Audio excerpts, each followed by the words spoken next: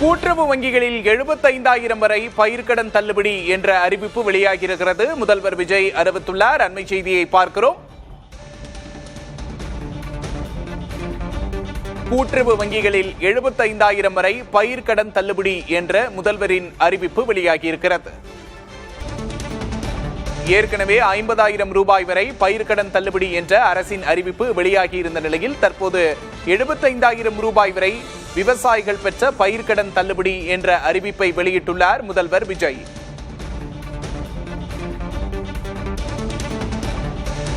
கூடுதல் விவரங்களை செய்தியாளர் ரமேஷிடம் கேட்டு பெறலாம். ரமேஷ், வணக்கம். இந்த பயிர்க்கடன் தள்ளுபடியோட முழு விவரம் என்ன? கிட்டத்தட்ட 6,000 கோடி ரூபாய் அளவிற்கான பயிர்க்கடன் தள்ளுபடி செய்யப்பட்டிருக்கிறது. ஏற்கனவே அறிவிக்கப்பட்ட அறிவிப்பு ரத்து செய்யப்பட்டிருக்கிறது. 50,000 ரூபாய் வரை கடன் வாங்கியிருந்தால் மட்டுமே முழு தள்ளுபடி என்று சொல்லப்பட்ட நிலையில் தற்போது அதனுடைய லிமிட்டை உயர்த்தி முதலமைச்சர் அறிவித்திருக்கிறார். 75,000 ரூபாய் வரை ஒருவர் கூட்டுறவு வங்கிகளில் கடன் பெற்றிருந்தால் அவர் முழுமையாக செலுத்தவில்லை, தேவையில்லை. உதாரணமாக ஒருவர் 1 லட்சம் ரூபாய் வாங்கியிருந்தார், அவருக்கு 35,000 ரூபாய் மட்டுமே அவருக்கு கடன் முழுவதும் தள்ளுபடி செய்யப்படும் என்று சொல்லப்பட்டிருக்கிறது. எனவே இந்த ஏற்கனவே விவசாயிகள், காவிரி டெல்டா விவசாயிகள் எல்லாம் போராட்டத்தில் ஈடுபட்டிருந்த நிலையில் தற்போது இந்த அறிவிப்பு என்பது மாற்றி அமைக்கப்பட்டிருக்கிறது. இதற்கான அரசாணை விரைவில் வெளியிடப்படும் என்று சொல்லப்படுகிறது. இந்த 75,000 ரூபாய் வரை கடன் வாங்கியவர்கள் எத்தனை விவசாயிகள்? குறு விவசாயிகளை பொறுத்தவரை 5,22,000 பேர் பெற்றிருக்கிறார்கள். அவர்கள் வாங்கிய தொகை 2,511 கோடி ரூபாய். சிறு விவசாயிகளை பொறுத்தவரை 94,720 பேர் இந்த கடன் வாங்கியிருக்கிறார்கள். அவர்கள் பயன்பெறக்கூடிய தொகை 520 கோடி. இதர பெரு விவசாயிகள் 4,753 பேர் பெற்றிருக்கிறார்கள். அவர்கள் கிடைக்கக்கூடிய கடன் தள்ளுபடி 26 கோடி. ஆக மொத்தம் இந்த முழுவதுமாக தள்ளுபடி செய்யக்கூடிய பயனாளிகள் 6,22,000 பேர். அதாவது 3,058 கோடி ரூபாய் இந்த முழு 75,000 ரூபாய் கீழே வாங்கியிருக்கக்கூடியவர்கள் பலன் பெறுகிறார்கள். உதாரணமாக 75,001 ரூபாய் ஒருவர் கடன் பெற்றிருந்தார், அவருக்கு 35,000 மட்டுமே தள்ளுபடி செய்யப்பட்டு மீதி இருக்கக்கூடிய 40,000 ரூபாயை அவர் மீண்டும் கடனை செலுத்த வேண்டும் என்று சொல்லப்படுகிறது. அந்த அளவுக்கு கடன் வாங்கியவர்கள் யார் என்று சொன்னால், குறு விவசாயிகளை பொறுத்தவரை பார்த்தீர்கள் என்று சொன்னால் 3,10,000 பேர் கிட்டத்தட்ட ஒரு 1,000 கோடி ரூபாய் வாங்கியிருக்கிறார்கள். அதே போல சிறு விவசாயிகள் 4,21,000 பேர் கடன் பெற்றிருக்கிறார்கள். அவர்கள் வாங்கிய தொகை 1,475 கோடி. அதே போல இதர பெரு விவசாயிகளை பொறுத்தவரை 88,000 பேர் வாங்கியிருக்கிறார்கள். அவர்கள் வாங்கிய கடன் அளவு 310 கோடி. எனவே இந்த ஒட்டுமொத்தமாக இந்த விவசாயிகள், சிறு விவசாயிகளுக்கான தள்ளுபடி தொகை 3,500 கோடி. அதே போல சிறு விவசாயிகளுக்கான தள்ளுபடி தொகை பாத்தீங்கன்னா 1,900 கோடி என குறு, சிறு மற்றும் இதர பெரு விவசாயிகள் கிட்டத்தட்ட சேர்த்து ஒட்டுமொத்தமாக தமிழக அரசிற்கு கூடுதலாக இந்த விவசாயிகள் கடன் தள்ளுபடி செய்யப்பட்டதன் மூலமாக கிட்டத்தட்ட 5,932 கோடி ரூபாய் அரசுக்கு இழப்பு ஏற்படும் என்று சொல்லப்பட்டிருக்கிறது. இந்த பயிர்க்கடன் தள்ளுபடி திட்டத்தின் கீழ் கடந்த 1ஆம் தேதி 5வது மாதம் முதல் 28/2/2026 வரை கூட்டுறவு வங்கிகளில் பயிர்க்கடன் பெற்றுள்ள கிட்டத்தட்ட 14,43,504 விவசாயிகள் பலனடைவார்கள் என்று சொல்லப்பட்டிருக்கிறது. இதனால் கிட்டத்தட்ட அரசுக்கு 6,000 கோடி ரூபாய் இழப்பு ஏற்படும் என்று தமிழக அரசின் கூட்டுறவுத்துறை அறிவிப்பு வெளியிட்டிருக்கிறது. ரமேஷ், ஏற்கனவே வெளியிடப்பட்டிருந்த அறிவிப்பு ரத்து செய்யப்பட்டு இப்போ அந்த வரம்பு உயர்த்தப்பட்டிருக்கிறதோட பின்னணி என்ன?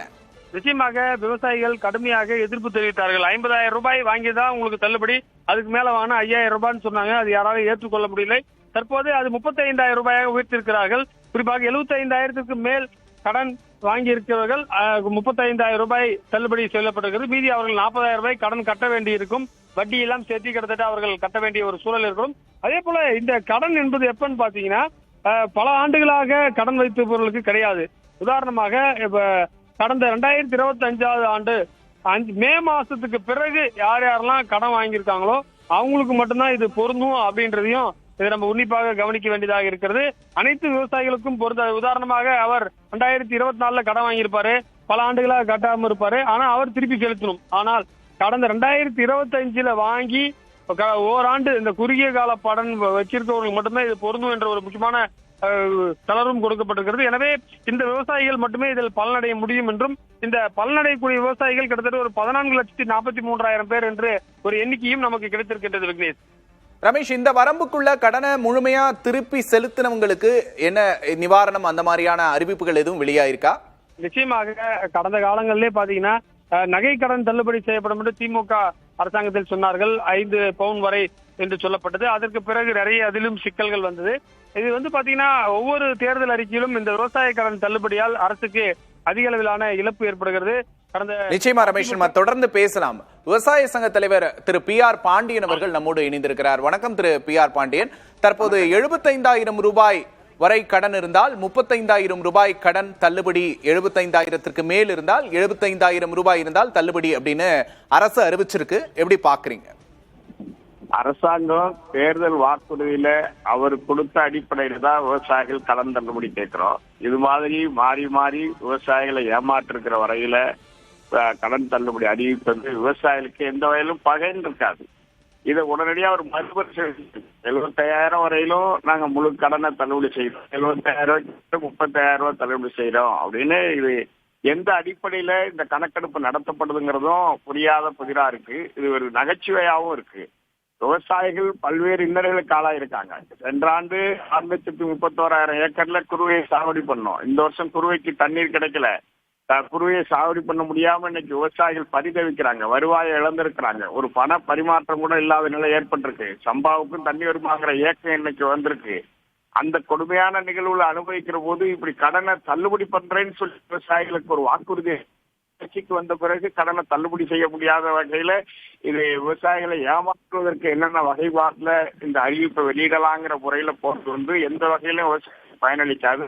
இதை நாங்க ஏற்க மாட்டோம். விவசாயிகள் போராட்டத்தை தீவிரப்படுத்துவோம். இதன் மூலமா 14 லட்சம் விவசாயிகள் பயனடைவாங்க அப்படின்னு சொல்லுது அரசாங்கம். இதை நீங்க ஏத்துக்கலையா?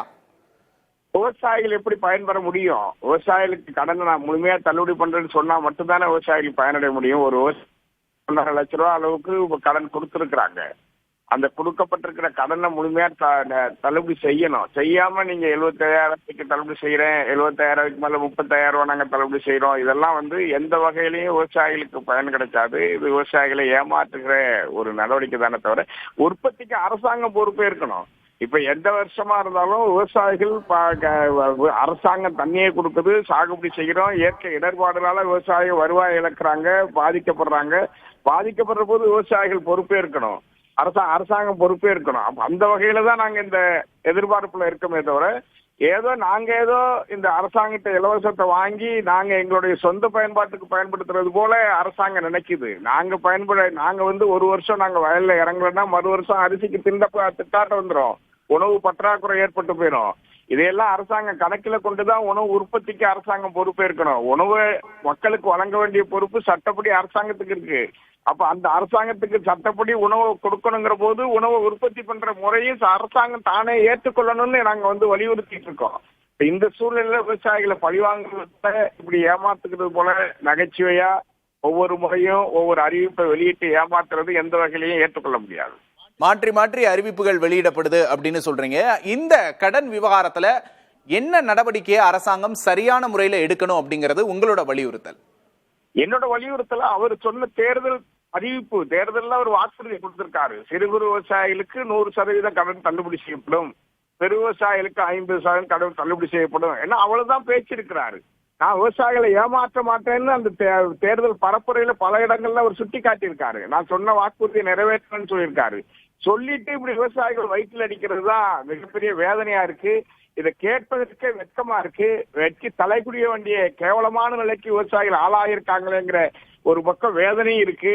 ஆனா ஒரு புதிய ஆட்சிக்கு உரிய அவகாசம் கொடுக்கணுங்கிற எதிர்பார்ப்போட தான் நாங்க காத்திருக்கிறோமே தவிர நாங்க அதுக்காக புதிய அரசு ஒரு நிதி நெருக்கடியில இருக்கு, கொடுத்த வாக்குறுதி நிறைவேற்றுகிற நம்பிக்கையில இருக்கிற விவசாயிகள் வயிற்றில் அடிக்கிறது எந்த வகையில இந்த கணக்கெடுப்புகளை யாரு வழங்குறான்னு தெரியல. முதலமைச்சருக்கு இந்த மாதிரியான கணக்கு வழக்குகளை யார் கொடுக்கிறா? அப்ப இந்த தொகையை செலுத்த முடியுது, மீத தொகையை ரிசர்வ் வங்கி செலுத்த முடியாதுன்னு சொல்றதெல்லாம் எந்த வகையில, நபார்டுக்கு செலுத்த முடியாதுன்னு சொல்றதெல்லாம் எந்த வகையில நியாயம்? இந்த மாதிரி கணக்கு வழக்குகள் எதை வச்சு முடிவெடுக்கிறார்? உற்பத்தி செலவு பல மடங்கு கூடி போச்சு, உரத்தோட விலை பல மடங்கு கூடி போச்சு, அண்ணன் டீசலோட விலை பல மடங்கு கூடி போச்சு, ஆட்கள் சம்பளம் கூடி போச்சு. ஒட்டுமொத்தமா விலைவாசி பல மடங்கு உயர்ந்திருக்கிற போது இதுக்கான இழப்பை அரசாங்கம் தானே ஏற்றுக்கொள்ளணும். ஏன் இந்த வகையில இது மாதிரியான கணக்கெடுப்புகளை சொல்லி விவசாயிகள் வயிற்றில் அடிக்கிறதுல அதுல என்ன அவங்களுக்கு பெரிய மகிழ்ச்சி வரப்போகுது? விவசாயிகளை ஏமாற்றுறதுல என்ன மகிழ்ச்சி வரப்போகுது? விவசாயிகள் உணவை தான் உற்பத்தி பண்றோமே தவிர நாங்க விவசாய நிலத்தை வச்சு தொழில் நடத்தலையே.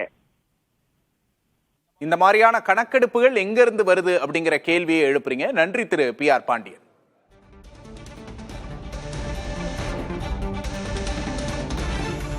75,000 ரூபாய் வரை பயிர்க்கடன் தள்ளுபடி என்ற அறிவிப்பை வெளியிட்டிருக்கிறார் முதல்வர் விஜய். 75,000 ரூபாய்க்கு மேல் கடன் இருந்தால் 35,000 ரூபாய் தள்ளுபடி செய்யப்படும் என்ற அறிவிப்பு வெளியாகியிருக்கிறது.